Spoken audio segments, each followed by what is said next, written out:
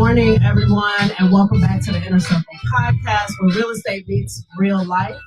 Hosted by yours truly, I am your homegirl, Jillian. We're coming to you live from the intellectualradio.com studio. We're live also on YouTube and across my social media platforms. And don't worry if you missed the live show today. This episode and all others will be available to stream anytime on intellectualradio.com, their YouTube channel, iHeartRadio, and all of my social media platforms. So each week on the Inner Circle podcast, we bring you real talk and actionable insights on real estate, business, and life. Today's episode is all about navigating love, marriage, and business as a team. My guests today, Michala and Ira Bell, are going to share their inspiring journey of turning partnership into profit. We'll discuss the highs, the challenges, and how they built a thriving business together while keeping their relationship strong. This episode is packed with valuable tips for couples thinking about going into business together and plenty of inspiration on how to grow and succeed, both personally and professionally. And as always, we want you to be a part of the conversation. Call us live at 708-223-8953 with your questions or thoughts, whether you're an entrepreneur or a couple considering a business venture together or just curious about how they make it all work. Give us a call. So grab your coffee, your tea, or your mimosa and get comfy and let's get into the show. So we're going to start by having our guests, Michala and Ira, introduce themselves and tell a little bit about your background, and then I'll kind of go into some questions and we'll get the combo flowing. Okay. Yeah. Okay. Well, I am Michala out of the Bell Duo. I am a social worker. That's what I have educated myself to do. And currently I'm using those skills in our business, Assisting Hands Home Care in Palos Heights, Illinois. So that's a little bit about myself. Yeah. Yep, and I'm Ira, second half of the duo. And my background is in pharmaceutical, medical device sales and marketing. Been in that role for about 23 years and really was looking at opportunities to own my own, our own business and kind of using our backgrounds with the sales and marketing and the social work background in order to, to develop a business. Nice. So let's take the people back. So I've been knowing Mish for, and I call her Mish, although her name is Michala, but I've been knowing Mish for, it's been over 20 years. I remember how you all met, but let's go back down memory lane and let's share how you guys met and what drew you to each other. Yeah, so I'll start. So I was living in Memphis at the time, and a good friend of mine was having his 30th birthday extravaganza, and I was a little hesitant to come up to St. Louis, and it was a rainy weekend in Memphis, and he called me like, "Hey, are you still coming?" I'm like, "You know what? I don't think I want to make that drive." He's like, "It's sunny, it's nice, it's gonna be some nice ladies here in St. Louis. You should come on up." And I just threw my bags in the car and just decided to make that trek up from Memphis to St. Louis. So yes. Okay. So what's your side of the story? No.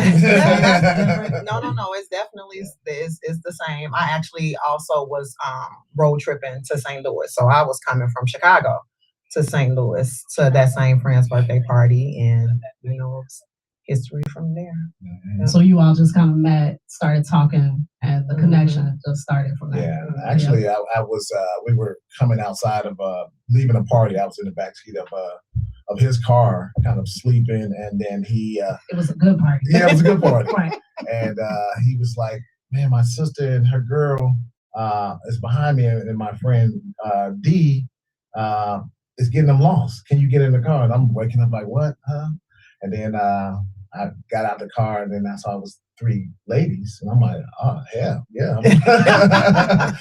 can get in this car." And she went on to say, "If you go get us lost, then get us somebody else." I'm like, "Look, we can just get lost together," and that was kind of our first introduction with each other. Okay, player. Look at him. You put that line on her. Right. Yeah. Okay. Yeah. So when you guys got married, did you ever see yourself running a business together? No, Okay. never. No, Okay. I actually never saw myself as an entrepreneur. Really? Yeah. Okay. Yeah. Well, you know what? As I think about it, I'm like, as I realize all of our conversations and what your plan was in college, You never talked about running a business, so it was a surprise for me. But I knew you would be phenomenal at it, which you guys have been. But Thank so you. yeah, absolutely, yeah. But you never. So was entrepreneurship? Well, for you? I've always so my dad owned a liquor store, grocery store. Previous to that, he owned a paper stand, and he would run that after he got off of work from working an overnight shift. And then my mom, when he was just too tired, would run it as well. So I've had kind of introductions of entrepreneurs in my life, and I think really even in the '80s, a lot more black entrepreneurs was in the neighborhood, owning gas stations, alteration shops, car washes. So you saw a lot of it around. So it was always something that piqued my interest. Nice, Yeah. nice. Okay. So in the last 15 years, because you guys just celebrated a 15-year anniversary, which is beautiful. So what are some of the biggest lessons that you've learned in your 15 years of marriage? I know that's a tough. Yeah, biggest lessons. One that I always point out is that you are never going to accept everything about your partner. You just have to figure out the things that you can tolerate and kind of grow from there. Okay. Mhm. My thing is never, don't draw a line in the sand. Be open. Sometimes you have to, be willing to do things that you're not necessarily comfortable with, and Mhm. always be open to growing. Mhm. Because when you stop growing, that means that something within you and within your marriage or relationship is going to die. So how have both of those lessons helped you guys in business? Because they're parallel, honestly, Yeah. by both your answers. So. Well, I would think it's always always be a lifelong learner, being open and learning various aspects of business. Whether or not we just went through a financial audit, and I think it opened our eyes up to more of the financial portions of it, because we had to be back office, we have to be sales and marketing, social workers, we have to be everything. But sometimes when you are partnering with CPA firms and different partners, there's lessons in that, and then I think there's opportunities to keep on learning outside of college and life. You have to, just be open to continuously learning and growing and growing your skill set. Nice. Yeah, and just to kind of piggyback off of Ira with not drawing a line in the sand. Just to go back to me, never seeing myself as an entrepreneur. Like I grew up in a house where, my mom and dad were post office workers, teachers, and it's like the big thing was go and get you a job with a good pension, and then you made it. Like that's what they wanted to see me do. And because I have a partner who, believes the way that he believes, I didn't draw a line in the sand when it came. And it was hard, like when it came to taking that entrepreneurial journey, like he really honestly had to drag me into it. It was Really? kind of, yeah. Okay. Yeah. Mhm. Wow. So let's talk a little bit about Assisting Hands. I want our audience to know more about what you guys do, the services you offer, especially if somebody out there can utilize your services. Right. So Yeah. So Assisting Hands is a home care service, meaning that we have clients that are generally elderly clients, and we hire home care aides or caregivers to support them in their homes. So with things like medication reminders, light housekeeping, meal preparation help. We have some clients who are bed bound or who have issues with mobility. So, helping with transfers, just getting around safely, fall prevention, things of that nature. Rehabbing. So, some individuals who may have like a knee replacement, a hip replacement, and they're really just trying to get back on their feet, having someone help them, because sometimes your loved ones, as much as they would like to, when they're like the age we are, and then you're really trying to thrive in your field, or really going after your career, then it's just hard for you to be able to support And like the your time. loved one in that time. Yeah. And then the skill set too, because people have their skills for a reason, and we should honor them in that. So there are people that train themselves to be able to support folks with those things that I described. And so we should honor them in their skill set and allow them to do that. Yeah. So how do you all your I don't what do I call it? Not workers, that's the wrong term. So your service providers or right? So how do you guys select or hire? So we have a full-time recruiter, and we, of course, advertise on Indeed and different platforms. And our recruiter kind of interviews him on over the phone, and then brings him in for a secondary interview to just see if they're going to be a good fit for our organization. One thing good about that is that we're able to create our culture, and we're able to be selective as selective as we can as far as the type of people that we bring into our company. So that's one benefit of being able to create or have your own business. So. Yeah, for sure. So your clientele, how do you guys go about? Is it I don't know if it's contracts Right. or So how does that work? Yeah, so we do a bit of marketing, whether that's with SEO, which is search engine optimization. So that's, the opportunity for individuals to use Google or some kind of platform like that to look up your services. And then we also, a lot of times, word of mouth is big. That's why your reputation is golden, because you'll gain a lot of clients off of individuals just speaking highly of you or having good relationships within hospitals or rehabs, and people feeling comfortable referring to you, becoming a trusted referral partner. A lot of our clients come through those interactions as well. Yeah, what you're doing, trust and reputation is everything. So having those referrals and people word of mouth, referring assistant hands is everything. Yeah. So what were some of the biggest challenges you guys faced in starting this business, especially because you weren't considering entrepreneurship? I know you were in the medical field. So what were some of those challenges starting off? Yeah, I think the biggest challenge is, so we brought into a franchise, and it's like buying into a business in a box. They give you a lot of the guardrails as far as how to get started, but the hardest part is how do you operationalize it? How do you, first of all, how do you set up your office? How do you set up your policies and procedures? How do you start getting your phone to ring? When your phone does ring, how do you staff that person appropriately to make sure that, we have some clients that are 24/7 cases, and how do you know that that person is going to go from their home into the client's home on time, and then actually be attentive to that client? And that's scary when you first started. You're a nervous wreck. You're looking at your phone all the time, and you may get those calls. Right. Somebody may call and say, "Hey, I can't make it to my shift," and you're trying to maintain that relationship with this client. So what do you do? And we found that really having open and honest conversations with them and having clear lines of communication is golden. And sometimes it works out. Most of the time it works out. Sometimes it doesn't. Some people are very frustrated that you're unable to have someone to as a backup. So it is a challenge. So it's always trying to figure out different resources. Yeah. Same for real estate. You try to figure out what works. Right. You want to stick to your brand, what's important, the core principles of your business. But that's very similar. So how do you guys divide roles in your business?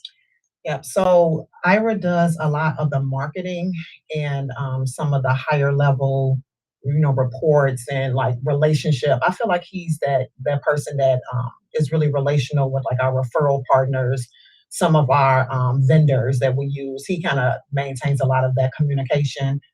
So that's the portion that he really kind of dives into. I actually am the person who is the day-to-day operations person.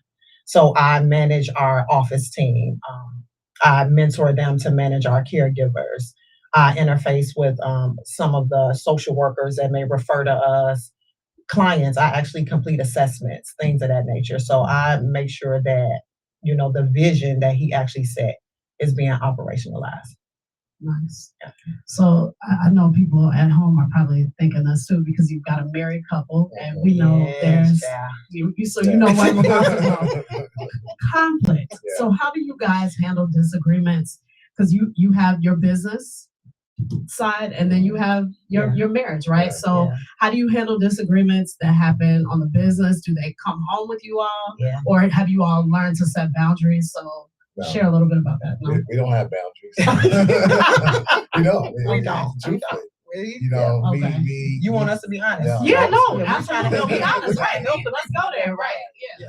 Sometimes we have to have financial conversations as far as what needs to get paid at night. it bleeds over. It definitely over the weekend because our business is 24/7, so things does not stop. So we can be talking about going on the Valentine's Day, outing, but then we also have to be talking about recruitment, marketing, things like that. So, and I think almost going on to 5 years, we've actually created almost created like muscle memory for it. Because even when we travel on vacation, we wake up and we're on our computers, we're eating breakfast, drinking coffee, and both of us have our laptops out and create business. So it's all about creating that muscle memory, and it's not like you're missing out on anything. It's just how things are. Well, entrepreneurship is 24/7. I mean, when you own your business, it doesn't stop. You are everything, and especially the two of you all being at the head. I know you have additional staff and all of that, but you run your business. You are your business, so it never stops. So. And then I guess asking, like you were asking, what were some of like the challenge? I mean, communication and relationships is challenging anyway. So when you're running a business together that you need to communicate around and just all the other pieces and managing conflict. One thing about Ira and I, we both have very strong personalities. I know. I wasn't gonna say it, but I wanted to reference it. I know my friend. So I'm like, so how in the beginning, you all, I'm sure, you had to build how that was going to work, right? I'm assuming adding the business side to it. So very strong personalities. Both of us are the babies in our family. Like it's so many dynamics that you could kind of take into consideration when you think about just the way we would interact in a business relationship as well. I think one of the things that has been helpful for us over time too is you asked about roles and really delineating roles and kind of sticking to that. Like who, and doing it from a strengths perspective too. You know what I mean? And allowing that person to play their role. Right. And it's very important, especially if you pick the person who's strongest at certain things. And then you find, who may be better at things than others, and then kind of have to make some concessions too. So like, for example, I'm not the best at just checking my email all day long. And that irritates Ira's soul. Okay. And it's like, did you see this? How did you, I don't want you to miss that. And, and I'm like, okay, I do things the way I do them. But then you kind of have to figure out, like, if you all have each other's best interest at heart, we're going to keep that same energy always. Right. So, not taking offense to being asked something like that. You know what I mean? And we still working at it. Right. But it's real. Yeah, it's a work in progress. Just last week, I decided to move forward on a marketing program called 52-week marketing. And I'm like, okay, get on this conference call with me. And I want you to, she's like, no, you handle it. And I'm like, no, you need to be a part of it so you know what's going on. The marketing piece is yours. Right. So it's that pushback. It's the checking of your role. This is what you committed to doing for us in the business. So 100%. Come brief me afterwards. Right, exactly. Right. Yeah. Right. Because not that she doesn't have the bandwidth, but this is my baby. Take ownership and roll with it. So as we are bringing on marketers and salespeople, then I can really train them. This is how I want it to be. Right. And then as she's growing her staff internally, she can train them how she wants them to be. So making sure it's a work in progress. So. Well, over the last 5 years, I've seen your growth. You guys seem to be, doing amazing work, but your clients are growing, your business is growing and thriving. So how do you manage growth while balancing family life? It's a lot. It's a lot of moving parts. So we have two young sons, 15 and 12. One is in basketball. He has 2 basketball games today. The other one is doing the Common Ground Foundation, so he's there. He's talking about driving, I created an Uber account so he can get himself around. And then we're here, and then we have to make sure that we keep ourselves whole. My whole thing is my priority is her. No matter who, even the kids. I mean, they are priority, but my priority is her. So we just gotta make sure things work. I mean, at the end of the day, you're exhausted, but you get up and do it again. So. Yeah. I love that, Ira Bell. Your priority is her. That was beautiful. I love that. I love that. It's love weekend. Yeah. I know. That's why we're doing this podcast. Everybody, I hope they figured that out at home. But this is a love series. I have another couple that'll be joining me next week. But I wanted to talk to couples this month about business and relationships. So this is great. So have you guys ever had to make a tough decision that impacted both your marriage and the business? Mm-hmm. I don't know if we've had. Well, so one of the things I would say is we have a business. Don't get in coach. trouble. I know. No, we have a business coach. Okay. So That's great. yeah, we have a business coach, and going back to our earlier thing in marriage was like the counseling piece, and I've always been like That's great. resistant to counseling. Really? I don't like people all in my business. Is that like a black male thing or a male thing? It's kind of like I don't really like it. Got it. Okay.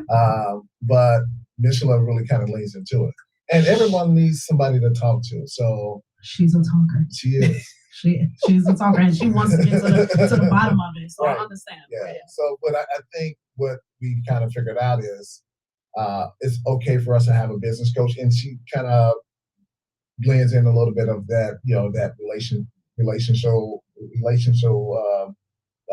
things into the coaching as well. But then also, I'm sure she won't mind saying that she has a counselor that she talks to, and I think it's okay that people have someone to talk to. Everyone needs counseling. Absolutely, I agree. But I'm just not a big couples myself. So, but you had to adapt, and for your partner, that's something you've had to incorporate into your life, right? Exactly. Yeah. So I think that definitely impacted our business and marriage for the positive. Yeah, right. For sure. Yeah. For sure. So, yeah. I think you stated that quite nicely. I'm proud of you. So I know you guys mentioned the boys. So tell me, or legacy-wise, right? So part of this, you talked about your father, and now you kind of are walking in his footsteps. Not kind of, you are, and starting your own business. Yeah. So what's the conversation like at home, talking to the boys about business, what's happening? Are you preparing them to start to take over this business or start a business? What is the family like conversation at home about business? Yeah, so we actually, our 15-year-old is on staff with us. Nice. So he does a lot of, clerical tasks, but the task that he owns is teaching him about the business. Okay. So different aspects, like he has a task that kind of gets him into the marketing a little bit. Some stuff that kind of lets them know about the employee side. And, one thing about children, they are always watching and listening. And if like you said, in business, you're on 24/7. So when you're on phone calls, they're hearing everything. And they'll mention things to us. And I think it's informing them. I don't know if sometimes, because you'll have your good and not so great things about, your entrepreneurial journey and just your business itself. And I don't know if it's pushing them more toward wanting to be in the business or not, But, we talk to them about entrepreneurship. We talk to them about the business in general, ask them about different roles they would like to play. And if they could just see themselves being entrepreneurs. And I think for sure, both of them have kind of developed a positive taste for an entrepreneurial journey.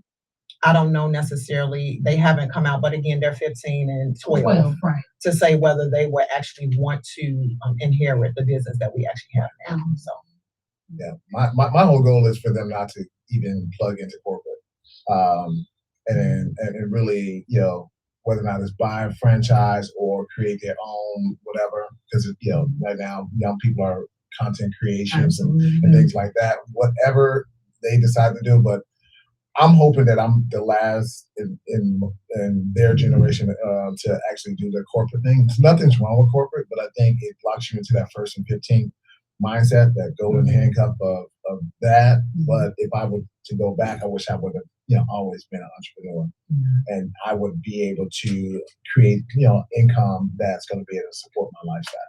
So that's hopefully that they're taking that on. Although I do want them to go to college, have that experience, but I definitely want them to really lean into the entrepreneurial lifestyle. Yeah. And one thing with us and our boys too, and just whether it's business or personal, a big thing for us in our home is like everybody maintaining a certain pace. So they see the way that Ira and I move, and we have positioned them to be in different activities and just the way that they live their lives to move at a certain pace. They know that they need to be productive. Everybody in the house has something to do that's purposeful. So they've already been conditioned to do that. So just that skill alone will carry them far for whatever it is that they decide to do. And they know that they have to be doing something productive in that whatever it is. And that was going to be my question. What skills are you teaching them? But productivity is key. You know, that because there's a lot of kids that are just sitting at home playing video games or on social media, but keeping kids busy, active on a schedule, and they're learning, you know, social skills, whether it could be financial skills. I know you said you set Isaiah or Elijah up on Uber. I don't know. But I'm just like, you know, they see cost. This is what a Uber ride to and from costs, you know. So these skills that they're learning by watching you guys, I think is excellent. And also how we interact with each other. That's important for Black boys to see how their dad interacts with their mom. They thought it was so cringy. Yesterday, she came into the house and I gave her some roses. They were like, "Dad, that was cringy." I was like, it works. It works, right? Yes, it works. Yeah, that's what you gotta teach them. Yeah. You know, even with your spouse, your loved one. So I always want them to always see how I treat their mom with respect and love, and then I love on them too. So I just want them to have that idea of this is what that's how my dad do. He got on one knee and gave my mom roses, and he took her out, and we traveled and things like that. But like I said, my priority is her, because they're gonna get out the house one day. Absolutely, and it'll be just you too. Yeah, exactly. So I don't want to just start when they get out the house. I want to do it now, relatively healthy. Right. So. And that, like you said, they're able to see it, and no better example than in your household.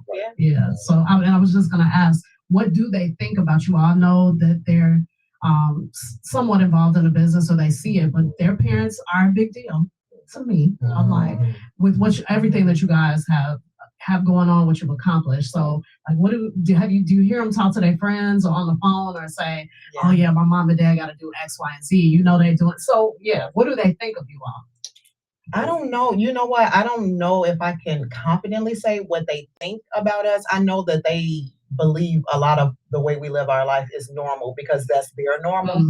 But I will ask from time to time, like, "Hey, Isaiah, do any of your other friends' moms work out?" And he's like, "No," like certain stuff, or just but they will say things to their friends about like the business that we run, and it's just, I think, a normal conversation for them.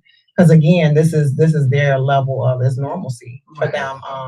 I know that they are proud of us, but I think just because of the way that like I talk about that pace and the way that we push one another, I don't know if they feel like it's extraordinary, or like it's a big deal. I don't know if they feel like it's a big deal because this is all they know. They know, right?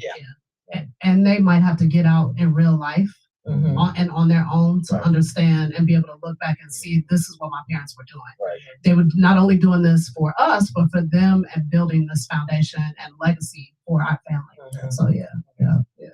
So do you guys, I know you all have a big circle of other couples, right? So are these conversations that you guys have, when you're sitting around with other couples, or do the guys kind of talk about, what's going on, me and my spouse, we doing business? Like, I feel like in today's day, 2025, you're finding more couples doing business also together. That's another reason why I wanted to have this conversation. But is that something that in your circle you're seeing more of? Have you all inspired your friends? Yeah. Well, what would you say to that? I think sometimes it's hard to find people that are doing exactly what you're doing. Right. Relationships are hard. Yeah. And on their own, right? Yeah, exactly. And to find two people that are on the same page as far as entrepreneurship, I think that's I don't know. I'm not saying it's unique, but I don't think you see it all the time. Yeah. I don't know. I don't know, like, if our friends think we're like crazy or whatever. But I don't know. But Okay. it's all about what we, Michala and I, decide Yeah. that we want, Yeah. not about our life and marriage. Mhm. And the cool thing about it is like it's real data out there though about how much more successful entrepreneurs tend to be if they are in partnership with their life partner too. Just how much further you go, just because you're already building your life together. So to have that be a part of it, just adds to that level of success.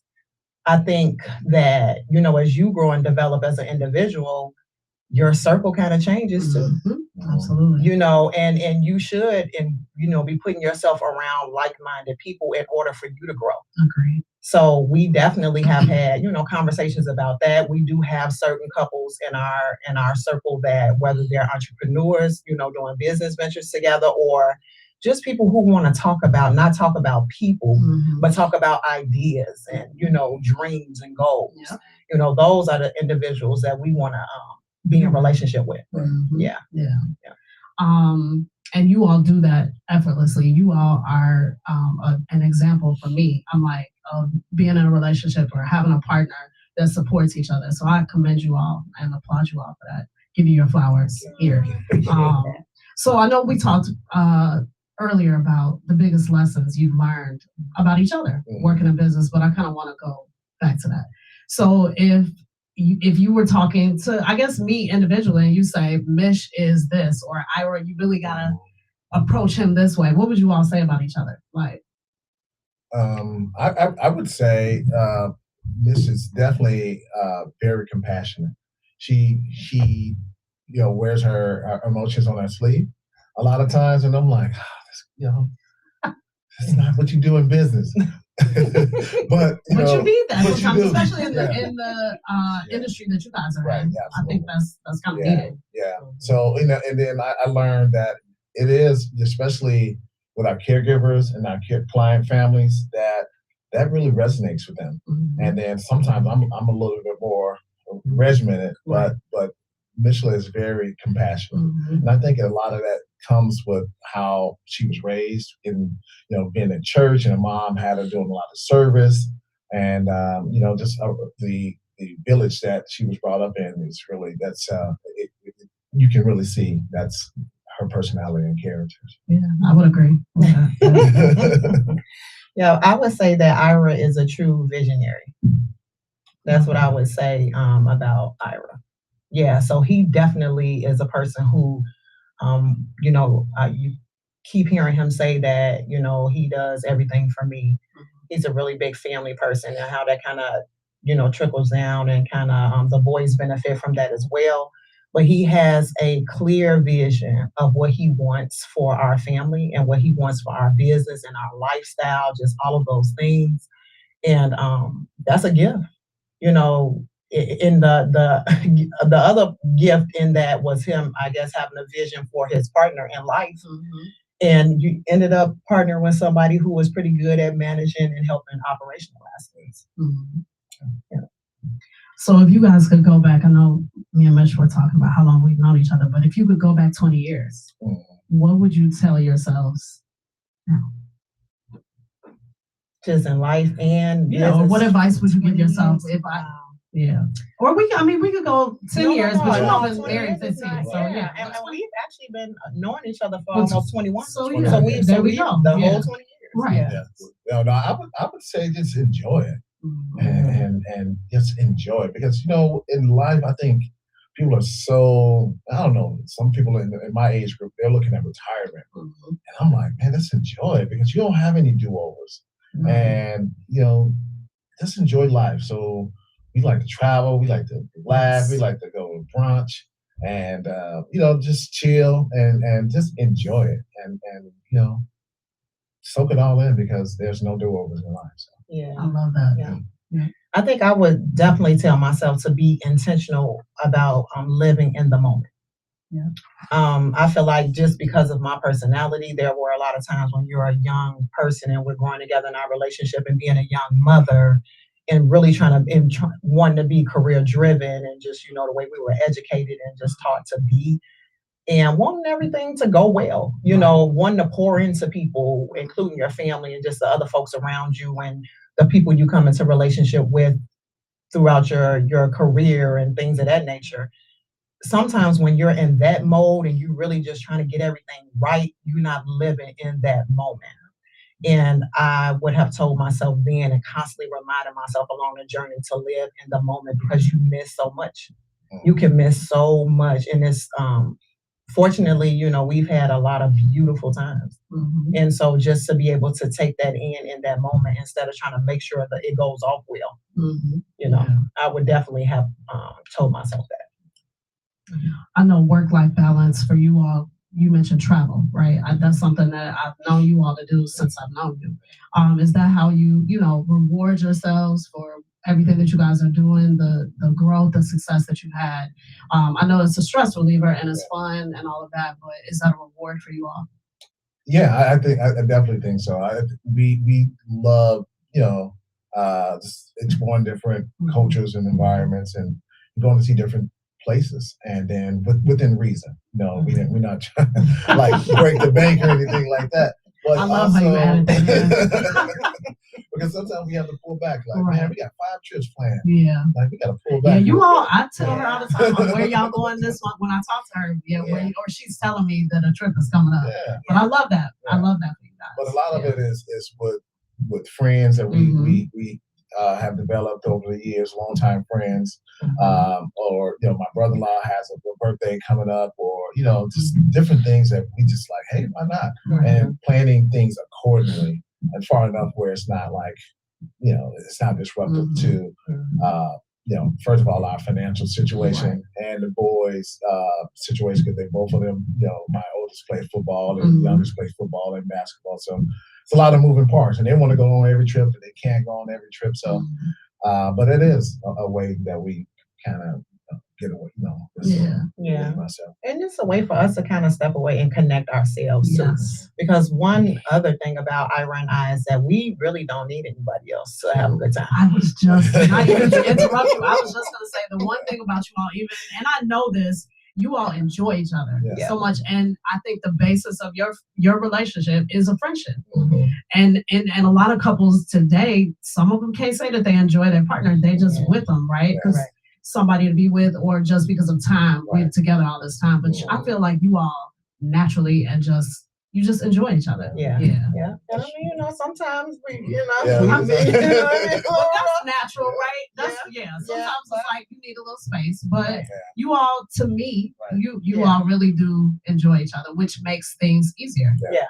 I could be wrong. No. I think one thing that COVID has taught a lot of people, especially in relationships, whether or not you like this person. Absolutely. Because when you're isolated and people are saying don't go to Thanksgiving with your family, like, what? But I think we really enjoyed each other. We kept working out. We made our house comfortable where we can enjoy it, and make sure we put it to our kids. So I think that really solidified things. Like, man, this is the person. This is my person. Yeah. And then talking about COVID, like we started our business in COVID. I remember. 2020. We developed our corporation, and that day, March 11th, it'll be 5 years. And the world shut down. Yeah. Like the next day. So just but you all still kept going. Yes, we did. Yes, we did. So we just during that time leaned into one another and persisted in a lot of things. Whether it was just our family, personally trying to make sure that we kept our mind and our body strong. And then the business too, just persisting in that opportunity as well. So, So would you guys say, I know we may have touched on this already, but the key to staying in love, even while doing business together, is what? Is it the enjoyment of each other? What is it that keeps you? I think you have to be intentional. Okay. You have to want to. Yes. It's not like you check the box. Right. Like, I'm doing this, or I'm gonna go to the bar before I go home. Like, no, I just want to be at home. Right. It's like and I've seen that growing up, and it's like you either have to want it. And when you find that person, you make sure that person doesn't get away from you. So. Yeah, you have to want it and you have to work it. Yeah, you have to work it. It's a lot of work. Mhm. You know, and like if we're talking about, like you're saying, business and love, you have to work it, and it's a 24/7 thing. Sometimes you can go on, autopilot with it because you have that muscle memory. And other times you have things that come up where you really gonna have to put some work in, or somebody's not gonna be at whatever percent. So you gotta kind of put in a little bit more and just fight for it too. Like when you gotta fight for it if you really want it, you definitely do. Yeah, no, that's real. So would that be your advice to other couples, or in general, whether it's business or whether it's marriage? What would your advice be to be successful? As for both, I would say, be willing to put in the work. Mhm.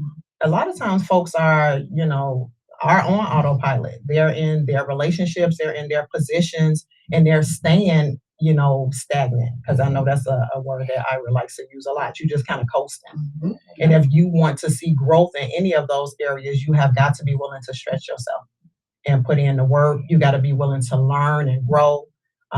The person that we were when we met 20 years, the person that we were 5 years ago. Yeah. You know what I Yeah, mean? you're not the same. You're not the Yeah, same. yeah, yeah. Yeah. So I think that's the advice that I would give, to just be willing to work it and be honest with yourself. Mhm. And your partner. Yeah. Yeah. No, I would say, just like I said, being honest, and also knowing that that person that you're with is a is their own individual. Yeah. And that I mean, you're together, but that person has grown up differently than you, Mhm. has different experiences than you, and needs to live outside of you. Mhm. So let that person travel. Let that person. Amazon shows at our house every other day. That's what she like. That's her love language, Amazon. That's what she likes to do. But that's okay. That's not me. So You pick and choose your battles. Why would I? Yeah. She is an individual. Absolutely. And let her live in her individuality, Yeah. with her sorority, with her friends, Yeah. with her church, her mom. She's a sister, she's a daughter, and I'm just a part of her life, not her whole life. So. Right. So, is there anything else that you guys like to share with our audience about love, marriage, business, anything final? um, Embrace it, meaning all of those things. You have to put yourself out there to be loved, and you have to be vulnerable in all of these different areas that you just brought up. You have to make yourself vulnerable to get out there and kind of start a business and thrive in it. You have to make yourself vulnerable to be loved and to love someone else, and it can be scary. Um, but if you're educating yourself enough, if you're doing the work for you that you need to do, and just kind of understanding the landscape, and continuing to be willing to grow and grow together and not be afraid of challenges, because you'll have to have those hard times to be able to grow as well. Embrace all of that, though. Just know that all of that is going to be a part of the journey, and embrace it and lean into it. Yeah, I would say there's no blueprints in life or love. Everybody's situation is totally separate. But you're the best version of yourself right now. So live in it. There's no do-over. So people are scared to go into business. Not saying like you have to foolishly go into business, but man, what are you waiting for? Or if there's somebody that you're attracted to that, you guys are hitting it off, like say something to that person. Be intentional about doing stuff. Or if you're in a relationship that's stagnant, figure out what it is that's making it stagnant and do better. Because it's you. I always tell Michala, it's like it's me and you. We're the ones who can control this situation. Right. And when times get tough, and we were arguing on the way here. We were about time. If I can ask about time, being on time. Yeah. Who was running late? She runs late all the time. I don't know. He got this sweater, this nice sweater on. But where we late? No, that you guys you were right on time. You had time to sit in here and wait for us to finish setting up. So I'm big on time. You big on time, but you guys were on time. It's okay, but a little stuff like that is common. I'm like, because you shaking it off. You all after this, you going to do a little shopping and a little spending some time together. Right. So So you shake stuff like that off. Yeah. So I love Enjoy the that. weekend. Yeah. So tell people how they can get in touch with either one of you or Assisting Hands. What's the process if somebody's looking for a home caregiver or they have a loved one that needs services? How do they get in touch with you guys? So we have a website that you can go to, which is assistinghands.com/Palos. We're located, or Google us at Assisting Hands, Palos Heights, Illinois. And then, just giving myself a call or, reaching out to us I'm on LinkedIn, we're on Facebook. So we're on all of those platforms too. Okay. And you guys service more than just Palos, right? Yes, we do. So our office is located in Palos, but we service a lot of the South suburban area. We do come as far west as like Joliet, Bolingbrook, Romeoville, those areas too. Chicago proper. And Chicago proper. Got it. Okay, perfect. Well, thank you so much, Michala and Ira, for joining me today. Your transparency, insights, and inspiring journey of building both a life and business together made for such a powerful conversation. I know our listeners enjoyed the real talk and practical advice that you shared on balancing love, marriage, and entrepreneurship. To all our listeners, remember strong partnerships, whether in life or business, are built on communication, trust, and shared vision. Conversations like these remind us of what's possible when we come together and work toward a common goal. If you missed part of today's episode, don't worry. You can catch the replay on intellectualradio.com, their YouTube channel, iHeartRadio, and across my social media platform. Thank you for tuning in to the Inner Circle podcast, where real estate meets real life and real talk. I'm your host, your homegirl, Jillian. Until next time, stay focused, stay inspired, and keep building towards your dreams. Thank you, guys. Thank you.